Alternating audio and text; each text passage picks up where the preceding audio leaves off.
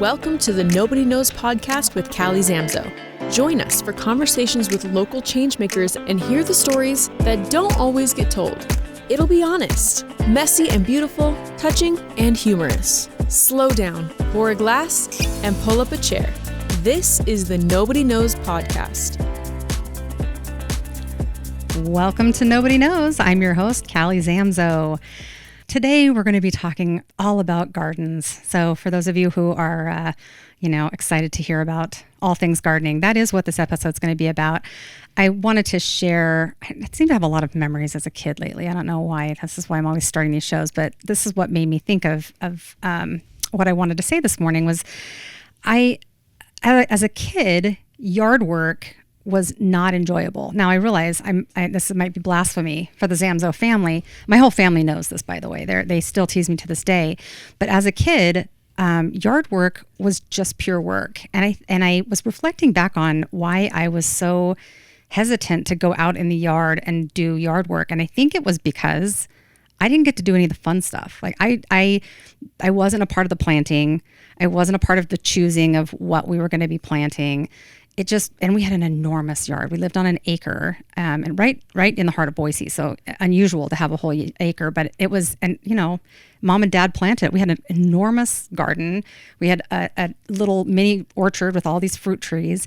And as a kid, my job was it was all the cleanup stuff. It was all like the weeds and the mowing, and Dad got to do the cool part of trimming the trees, but we'd have to pull the limbs and get them on the burn pile. And so I definitely balked as a kid and did not enjoy gardening all that much. Obviously that's changed quite a bit now. I'm now in control of my own destiny and I get to plant my own plants. And so things are very different. And I love it now. And in fact, it's my way of, I think, settling into myself, and it's my calm, and it's a really wonderful gift to have a garden and to have a yard and to be able to do these things.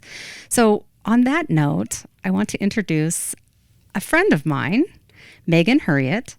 She is the executive director of the Boise Urban Garden School, BUGS for short. I just love that catchy name. It's so perfect. Megan leads the team that runs BUGS, and she's dedicated to teaching kids how to grow their own food, how to connect with nature, how to get their hands dirty. And I've definitely, we've spoken before and we've spent time together before. And I really love it when I get to have a friend in the studio, because I just feel like it's just fun. It's a great thing. So welcome, Megan. Thank you for having me. When I saw this invitation come through my email, I was also very excited because I had actually been thinking about you, and I thought, what is Callie up to? And then it was just right there in my email box. I love that. Oh gosh. I think about you all the time. Particularly because your job is huge. So sometimes when I think about my job being overwhelming, I think about you and I think, well, you're different. We have different jobs, but I think about how much work you do just on a regular day, and really how great it is that you are doing what you're doing for the community. You're making a difference, and it's really cool. It is big, and I think anybody who works at a nonprofit understands, like, you wear so many hats in the day to day. But I tell everybody, and everybody who has met me has heard this, like, I definitely think I have the best job in the city of Boise. There is no doubt that nobody has a better job than me. It's truly the best one. That's awesome. We should all feel that way about our own jobs. So before we get going too far, in case people haven't, heard us talk before, will you just introduce yourself a little bit, like a little bit of your background, and then talk to us a little bit about Boise Urban Garden School? Yeah, so it's funny hearing you talk about this experience of gardening growing up.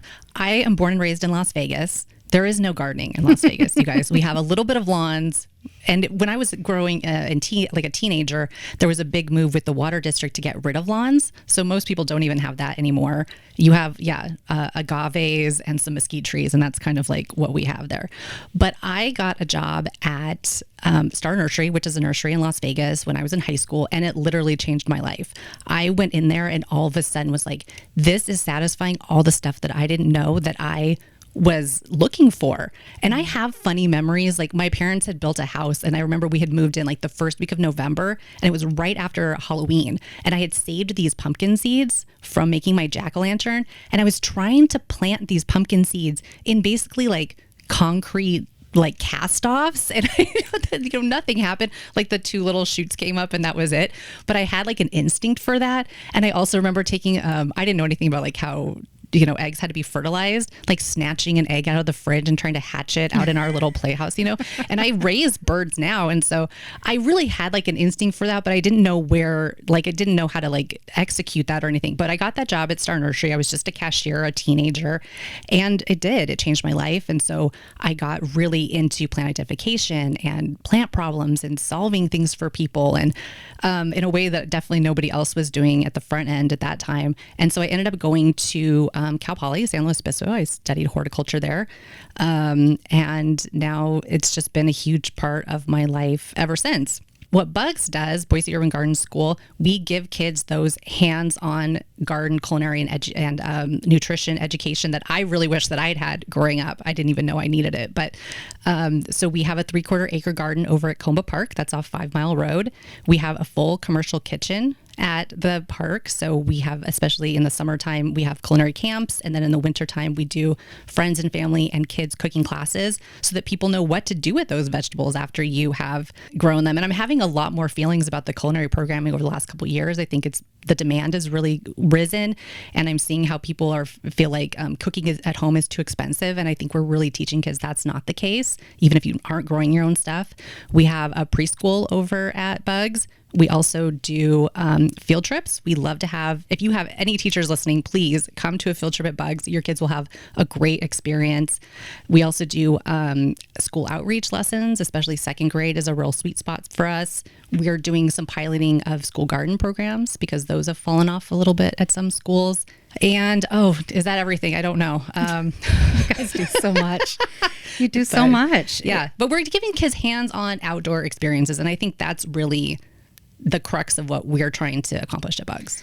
I think if all you did was have the cool area with all the garden and you have an apiary there, so if that's all that you did, it would be awesome. And I think it would be an amazing experience for kids. But the adding of the culinary kitchen adds a whole different level. And if you ever get a chance to go in and check it out, because it is a full-blown, legit kitchen, stainless steel everywhere. Like it's the greatest thing. It's so fun. And the food that you're making is phenomenal. Like you're not teaching them how to, I don't know, boil carrots or whatever. You're like actually taking these things and you're using sophisticated recipes, and you're helping kids create things that actually taste really good and not boring at all. Yeah, I invite donors to come and have lunch with us. It's so good that like I will have anybody over any day of the week, and I think they'll have a great lunch with us. We just had a kid, this was maybe 2 weeks ago. We usually do like kind of an Asian theme day, and he was saying that the chow mein that they made was the best thing he'd ever had in his entire life.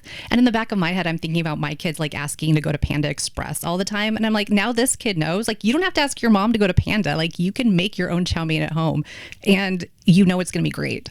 That's totally life-changing for these kids. And I'm sure some of the adults too. Yeah, and we do friends and family, especially in the wintertime, like I was saying, friends and family cooking classes. And I think when parents come with their kids, especially if they're a little bit younger, but it's good for older kids too, and they see their kids using like a real knife, real fire, like really getting in there and doing the tasks themselves, I think it gives the parents the confidence to be like, oh my gosh, yeah, like my kids can totally do this. I don't have to just do frozen stuff all the time or Encrustables or whatever, you like to give your kids. I think it gives the parents the confidence that their kids can do it as well. Yeah. So shifting gears just a little bit, and apologies that I honestly don't know the answer to this, even though we've known each other a while. How is Bugs funded? How does that work? Yeah, so we operate in partnership with the city of Boise. So that's how we have that space at Comba Park.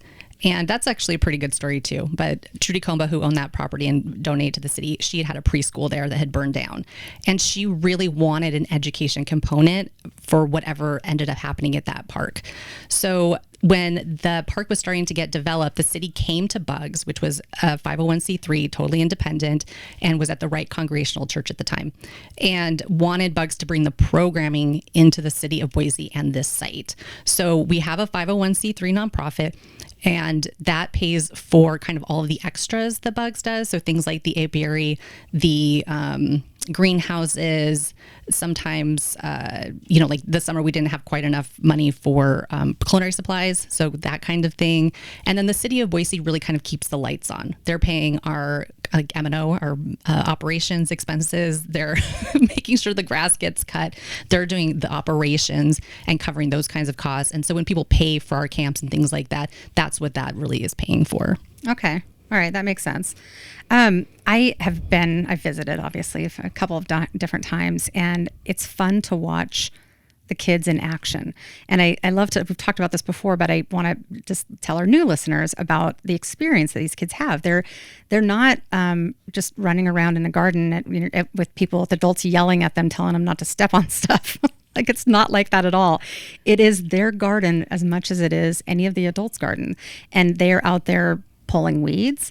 They are out there planting. They are out there tending. They're learning as they go. The apiary, they get to put on bee suits. They get to go through. I mean, so this is not an experience where, I think about like my education when I was an elementary school student. Anytime that there was a garden, we would learn about it. We'd stand on the edge, but there was a lot of like, stay out of it, kids, because you're just going to mess it up. And this is the exact opposite, which is so lovely. Awesome. It's such a cool thing. So could you kind of talk about that a little bit? Yeah. And it's a challenge. We have a full-time urban ag specialist who plans the garden, and she has an idea of what she wants it to look like. And it's really hard to let kids in there when they're tromping all over things. I especially think with our preschoolers, because they have their own garden beds and they get to pick the things that go in there. I think that sense of ownership is really cool. But yeah, we are definitely putting kids to work. And I tell volunteers that all the time. Like, did they warn you that we're going to put you to work? Like, yes, you have to pull weeds. Yes, you have to harvest stuff. This was a kind of funny harvesting thing happened. We had a 50-foot row of garbanzo beans, and these kids, they harvested all these garbanzo beans, and then they had to pull the little outside shell off. And then they got like maybe 2 cups, and you should have seen their faces. They were like, what? All of this work, and that's all we got? But I think that was a really great experience for them, where it's like, we don't waste anything here. We are not wasting anything at Bugs. And if you aren't going to eat it, don't take it, don't waste it. I think for them, it was like a really, really valuable. Yeah. That's real. I mean, I would have loved to have that experience. Do you have like a memorable experience with a student or something that has happened at Bugs that you want to share with us? I have lots of fun stuff, but there is something, and I've talked about this before, but it happened really, really early in my employment there. And it always stuck with me. It's like a literal image burned in my brain. So we have, for summer camps, we have an indoor culinary camp that has kind of older kids. And then outside we have younger kids, and they're doing the garden camp. And we come together at lunchtime to eat together. So all the adults, all the little kids, and all the older kids. And I have an image of this girl who is probably about 11 or 12 at the time, holding the hand of a preschooler and helping her get her lunch. And I just remember thinking maybe she has a younger sibling, but wow, she really gets to be connected to this little girl. They get to be in service to each other. And it just really hit me, that connection that they were having. And it's always been burned in my mind. And we actually changed some of our value words a few years ago, and we put connection in there because of experiences like that is really, really, really valuable for everybody.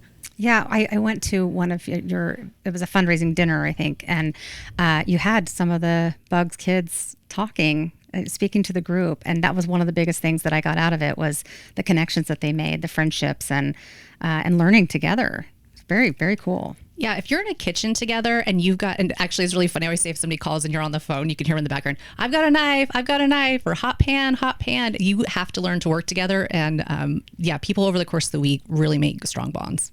Do you think there are I realize it's gardening. I can do all sorts of metaphors with gardening because I grew up around it. But do you think that there are particular things that are learned that are not necessarily garden stuff, but that are learned while these kids are doing your camps and that sort of thing? I will tell you one that I think has come up for me recently is patience.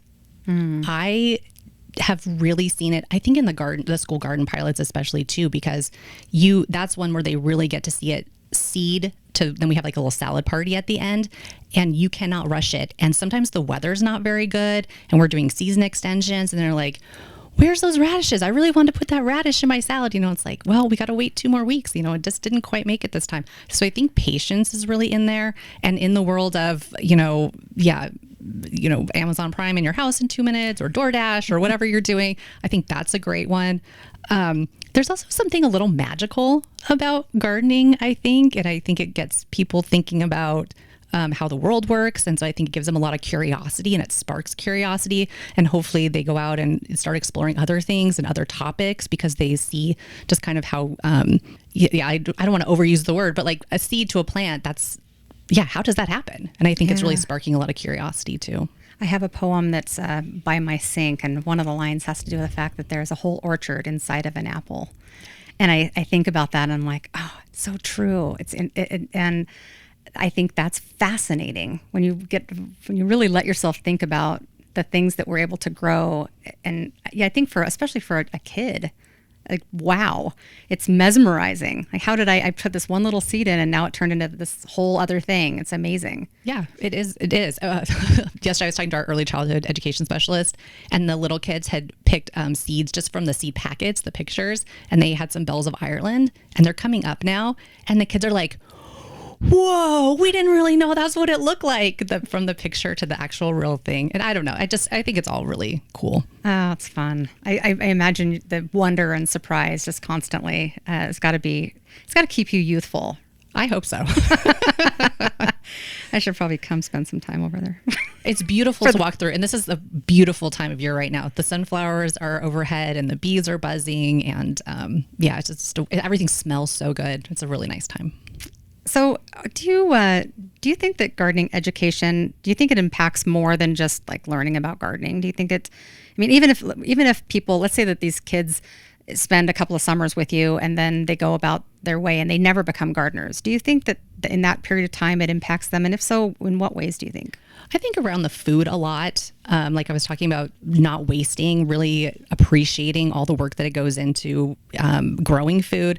I think it's really easy. Like I use carrots, for example. A bag of carrots is $1 at the grocery store. But when you see what it takes to even like dig a carrot out and not break it and everything, I think you have a great appreciation. So I think there's a real appreciation for the work that goes into growing food. I think appreciation for preparing food.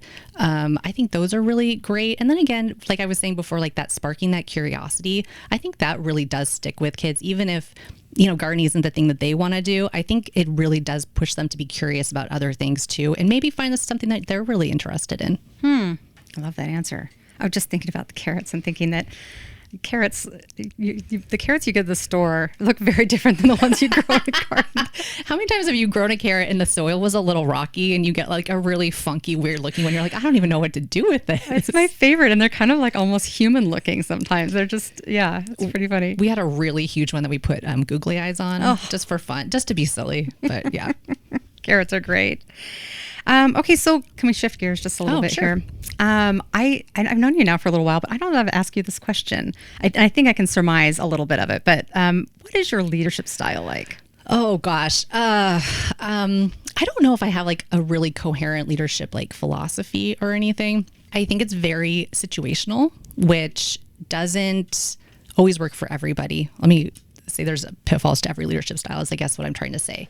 But I've learned with the staff that I have now is I have so many different personalities, and to really be able to get them motivated and to be working towards our mission, I have to treat everybody a little bit differently. So that's what's working for me, is treating each person as an individual, making sure that I know what parts of our mission are important to them, and sometimes it's really like operational stuff, like following up with an email. So those things too. But I would say it's like a kind of situational leadership style is kind of how I would describe it. It's interesting you say that.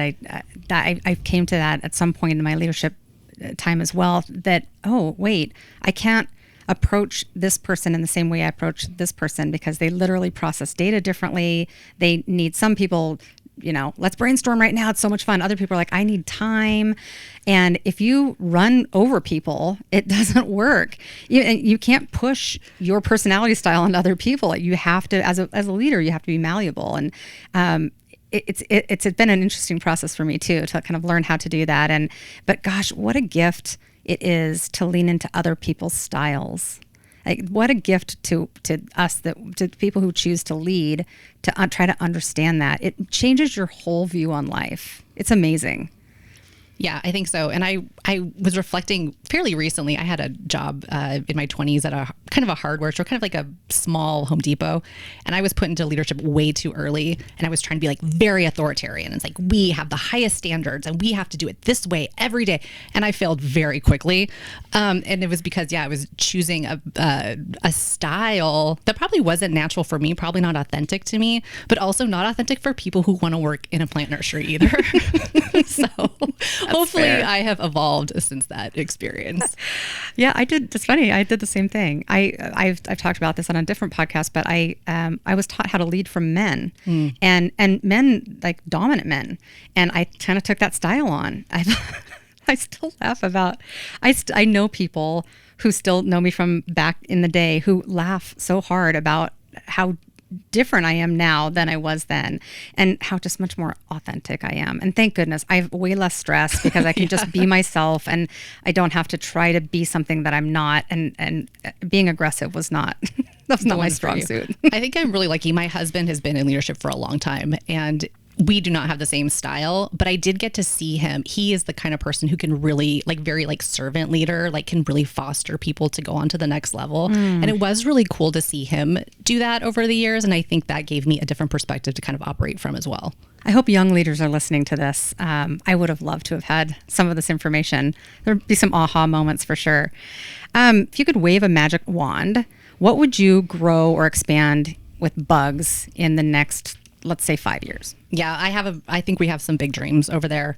We have people who have been with bugs for a long time and would really love to be able to do that. The city of Boise has a property over off of Cole Road called Spalding Ranch. I don't know if you guys have heard about it, but it's a 20-acre park. And the vision there is really kind of like an agriculture space in the middle of the bench.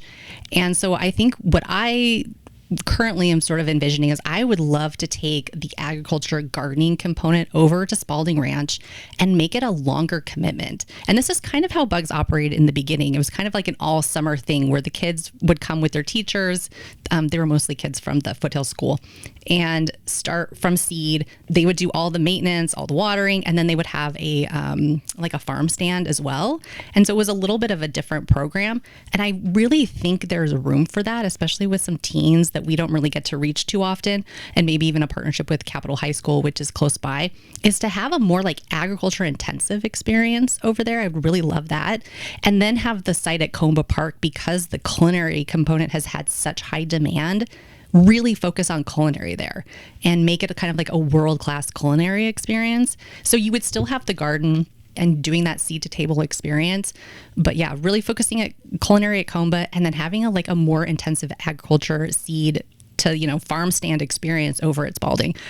There's new leadership coming in at the City Parks Department. I don't know if they share that vision. I will have to work on that, but I think that would be a really wonderful way to expand bugs programming. Well, that's a lovely segue into thanking our sponsor. So I'm going to take a moment to do that. This episode is brought to you by Zamzows, your local source for everything garden, lawn, and pet. Whether you're growing your own food or teaching the next generation where it comes from, Zamzows is here to support the journey.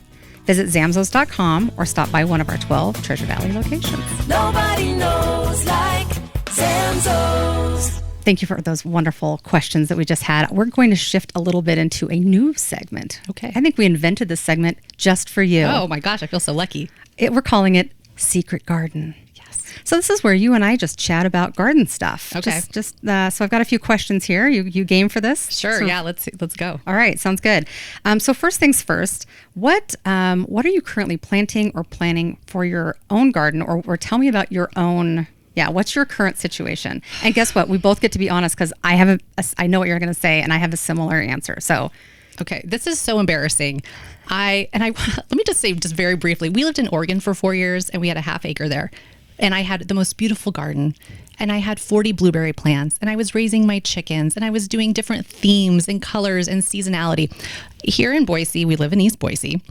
I have no backyard because of where we live, and I have just a lawn out front. So the unfortunate answer is that between the deer and the hill and our location, I have nowhere to have a garden, Callie. And it's so embarrassing as a person with, 26 years of horticulture experience. Okay. All right. And this is not a one-upsmanship, but my last name is Zamzo. And I have 2 tomato plants this year. That's all that I have grown. And the reason why is that I'm overhauling my garden. Okay. So a couple of years ago, I wiped out a side yard. It was way too much earth to be trying to garden and weed. The weeds were the big problem. I could not keep up with the weeds. Absolutely. And so I actually am overhauling everything. And because my daughter was graduating and, there was just a bunch of things happening this summer, I was like, you know what? I'm going to spend the summer cleaning that area up and getting it ready to do raised beds. I'm going to change it out and try to see if I can cut down the weed problem. So I've just been working on that as my project and then growing these 2 tomato plants, which, by the way, are not doing very well. This weather has been so weird. We'd have a very mild summer, but it's been a little strained. So I think that we can forgive you. Oh, okay. For that. I appreciate that. So we both are forgiven. And look, people, we're just being honest. We're just human. And you're saying, teenagers, they take up a lot of time. I got to drive them everywhere. Exactly. I will say, if for your raised bed garden, there's a woman here in town. I think her name is Jamie. She does little tips for managing your raised bed garden, your kitchen garden. I'll look it up really quick and I'll tell you before I leave. Okay. But she has really good tips for keeping it manageable. Oh, I love that. I can take any tips. It's really, truly, it's a mess right now, but it's going to be great. I bet one of these days it's going to be great. Okay, well, so share with us what your dream garden would look like. Yeah, I think this is a retirement year kind of dream, but I love the idea. And we have one in my neighborhood, so I really always look at it when I walk by. But like a total insect bird habitat. Like I said, I raise birds, so I really love having them around. Like tearing out the entire lawn, making the yard look almost like a meadow. That is like my dream. But again, like the weeds, that's just too much for me to have to take on right this minute. But there's a book about this. I think it might even be Lawns to Meadows about doing that. And creating that habitat and having, bee boxes and the bird habitat and all the different things. That's really the dream. And then retirement, just be out in there with all the insects and the birds every day. Yes. And have all the time in the world, right? Yeah. All right. So tell me what as far as plant choices for this area, what are some of your favorite things that, and I guess now we're both admitted that it's not happening in our gardens, but at Boise Urban Garden School, what are some of the fun things to grow that people should consider growing in their own yards? Oh gosh, I don't want to force anybody to do anything. I personally love the really early bulbs. Because when you are in the middle of a gloomy winter day and you go out there and those little crocuses and stuff are popping up, I think that is really fun. I just think that is wonderful. I'm trying to think what else do we have that I think you should put in your garden. I made the staff grow dahlias this year because I have a very specific theme that I want for our fundraising event. And so... You want it to look a certain way? Oh, I love that. I do. And they've been really game for it. One of our garden assistants, she grows cut flowers at home. So she was willing to do it. So that was great. I love that. My grandparents had this enormous garden. Not surprising. This is on the Zamzo side. My grandpa Bernard and my grandma Helen. And grandpa he was allowed... And he was the big gardener. He was allowed a chunk of the garden to grow veggies, but grandma always had the other almost half of the garden was flowers. And that's because she wanted cut flowers every day.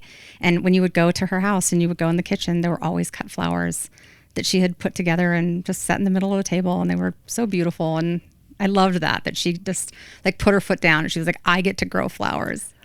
Yeah. And I think there's value in that too. Definitely value in the beauty and again, the process, and you can't have everything year round. Some things are seasonal.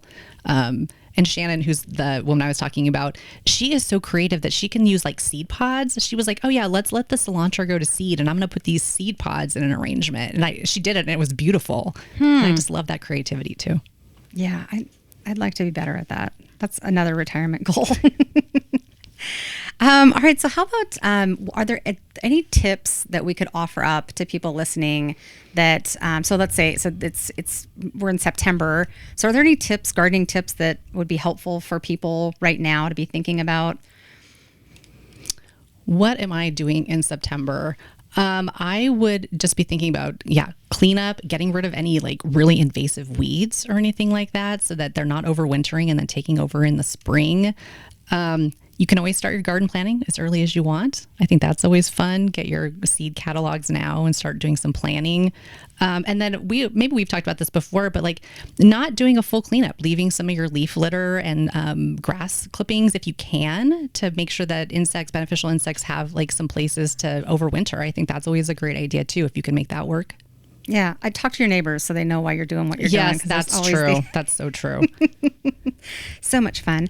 Okay, well, so speaking of invasive weeds, will you help me with the Zamzows tip of the week? So we actually give an official tip of the week. And the one that I want to give is actually a question that came in from one of our listeners who has Canadian thistle all through their, it sounded like it was their garden, but also in their yard a little bit, and sometimes in some of their flower beds. So they have it everywhere. Oh my gosh. And so now note that part of it is in their garden. So obliterating it with some sort of a chemical is not an option because it's around edibles. So give us your thoughts on Canadian thistle aside from just burn the house down. I know, if you saw my eyes, they just about popped out of my head. Is when you're saying it's everywhere. You have to dig it up. And we have a lot of it at that place I was talking about, Spalding Ranch. You have to get your spade out, you have to dig it up and put it in your recycling. Do not put that in your compost. Send that away, because once you let it go to seed, it, like this person's experiencing, it's everywhere. Yeah. So dig it up, put your long sleeves on and your big gloves. That would be my advice. And don't be, if you go into the winter and you see it all die, do not be fooled, because it is spreading. And come spring, you're going to have a whole bunch more of it. So you really do have to, and you have to stay on it. You can use some chemicals, probably not in the garden side. You can use some chemicals to help, but you'd have to talk to an expert about that as far as exactly what you want to use, because obviously we don't want to harm our pollinators and that sort of thing. But if you can use some chemicals to try to get them down to the root, and the roots can go really, really deep. Yeah, they can. That's why I say, really digging it out. I do wonder if you could maybe look into using a pre-emergent, perhaps in some areas. If you weren't going to overseed something, that might be an option, maybe in your lawn or something. Yeah, and there is if it's in your lawn, you can definitely use. There's a broadleaf killer that you can do. It won't kill your lawn, but will kill the thistle. As an aside, we were talking about this before, that you can feed thistle to rabbits. Oh, did you look at check? I did. I looked it up. Not only is it okay for rabbits, and they're fine that the little prickly things doesn't bother them at all. It's actually good for their liver. Oh, that's great to know. Somebody told me that, and I wasn't sure if that was true or not. Yes, it is true. And you just want to make sure that you feed it to them like gradually, and don't do too much. Don't overdo it. But it's apparently good for them. So if you've got a rabbit, maybe the thistles aren't so bad. Yeah. So there's that. Great. Okay, now's the time of the show and we ask every guest the same question. So we want to know something that nobody knows, either about you or about bugs or something surprising or meaningful, something funny. It's your choice, but what is something that nobody knows? So I work with kids, but my education background is actually in gerontology, and I studied the aging. And that was a big part of my program, of what I studied. Yeah. Therapeutic horticulture with seniors. I did nursing classes. I did a practicum at the Clark County Public Guardian's Office, learning about guardianships and then later probates. So I really love learning about the entire lifespan. So even I work with kids now, I always have a passion for working with seniors.